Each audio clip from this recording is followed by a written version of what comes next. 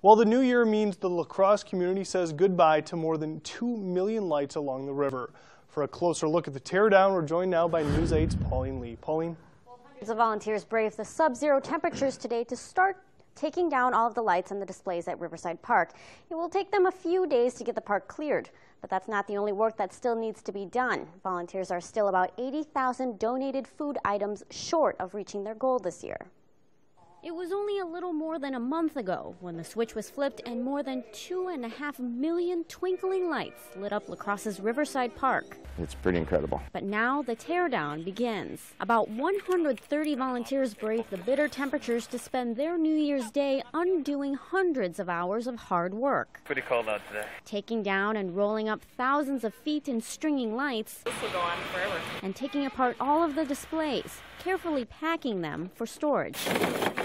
That we save the coldest days for cleanup here and for takedown. Rotary lights attracted an estimated more than 200,000 visitors to the park this year. The president of Rotary Lights says that's an even better turnout than last season, despite much colder temperatures. Well, everybody comes to see the park when it's first set up, and then once you get a little coat of the white blanket on the ground, then they want to come back and see it. It even looks nicer at that point. This year, volunteers also collected roughly 232,000 items of donated food for local pantries. That's up about 6,000 items from last year. But Stephen says it's still not where they want to be. 232 is pretty nice to be able to get that, but we still think with a little more effort and some extra out-of-park effort and stuff that we'll be able to hit that 250,000 a year mark. So while this year's Rotary Lights display has stopped shining, plans for next year's are already looking pretty bright. We always take notes, the good, the bad, and the ugly every year to see what went well, what we need to improve, what we might be able to do to make a better operation next year's.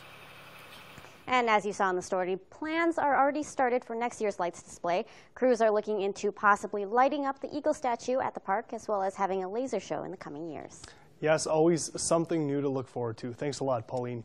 If you'd like to help Rotary Lights reach its goal, volunteers will continue taking donations for the next 4 days at the park as teardown continues.